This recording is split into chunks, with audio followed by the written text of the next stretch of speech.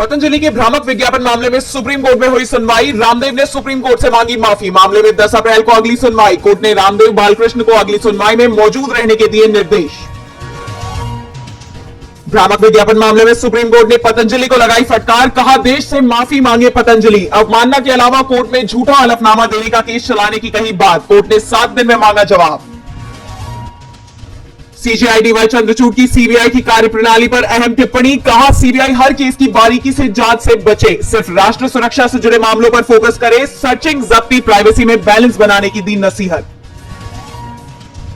चुनाव से ठीक पहले सुप्रीम कोर्ट ने आपको दी बड़ी राहत। पार्टी के राज्यसभा सांसद संजय सिंह को कथित शराब नीति घोटाले में मिली जमानत। मामले में 6 महीने से जेल में थे संजय सिंह।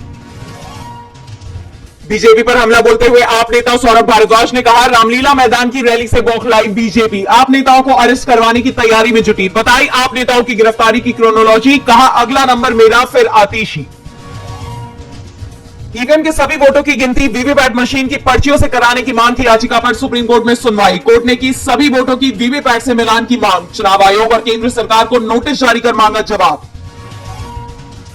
मणिपुर में चुनाव आयोग के सामने बड़ी चुनौती। 58,000 विस्थापितों में से वोटर्स को खोजना मुश्किल। चुनाव आयोग के पास नहीं है आंकड़े। राज्य में 19 अप्रैल को पहले चरण की वोटिंग। बिहार में मोदी के परिवार से अलग हुए मुजफ्फरपुर से बीजेपी सांसद अजय निषाद कांग्रेस में हुए शामिल। कांग्रेस की टिकट पर महागठबंधन से मुजफ्फरपुर से लड़ सकते हैं चुनाव। गुजरात हाईकोर्ट आज से महिलाओं के साथ दुष्कर्म के मामले में आसाराम की दोष सिद्धि के खिलाफ दायर मुख्य अपील पर शुरू करेगा सुनवाई। 10 साल से सजा काट रहा आसाराम। आप नेता आतिशी मारलेना ने बीजेपी पर लगाए गंभीर आरोप। कहा, मुझसे कहा गया भाजपा में आओ वरना जेल भेजेंगे। मेरे करीबी से संपर्क किया गया। रिश्तेदारों के घर ईडी के छापे की धमकी। भारत चीन में अरुणाचल प्रदेश को लेकर बढ़ा तनाव। अरुणाचल में नाम बदलने पर चीन को विदेश मंत्री एस जयशंकर का जवाब। कहा, नाम बदलने से घर आपका नहीं होगा। एलएसी पर सेना तैनात, जानती है कब क्या करना है।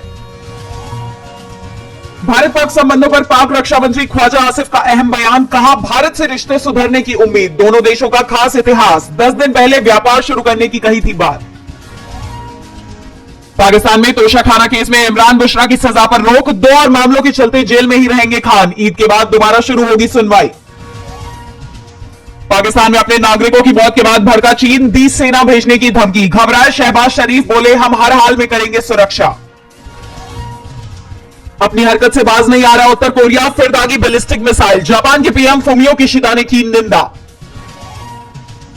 मार्च में 16 साल के हाई लेवल पर पहुंची मैन्युफैक्चरिंग सेक्टर की ग्रोथ। 56.9 बढ़कर 59.1 हुआ पीएमआई। मजबूत प्रोडक्शन और नए ऑर्डर के जवाब में कंपनियों ने बढ़ाई नियुक्तियां। रिजर्व बैंक ऑफ इंडिया ने दिया बड़ा अपडेट। कहा, बैंकों में अब तक चलन से बाहर हुए 2000 के करीब 97.69% नोट आए वापस। 19 मई 2023 को आरबीआई ने 2000 के नोट प्रचलन से किए थे बाहर। आईपीएल में आज आरसीबी वर्सेस एलएसजी। बेंगलुरु के एम चिन्नास्वामी स्टेडियम में शाम 7:30 बजे खेला जाएगा मैच। बेंगलुरु के खिलाफ लखनऊ ने गंवाए 3 मैच। चिन्नास्वामी स्टेडियम में मिली एकमात्र जीत। पंजाबी सिंगर जैज़ी के गाने मड़क शौकीना दी पर विवाद। महिलाओं के लिए यूज किया आपत्तिजनक शब्द। महिला आयोग ने लिया एक्शन। अजय देवगन के बर्थडे पर रिलीज हुआ मैदान का दमदार ट्रेलर। शैतान फिल्म की रिलीज के बाद इस साल की उनकी दूसरी फिल्म होगी मैदान। 10 अप्रैल को होगी रिलीज।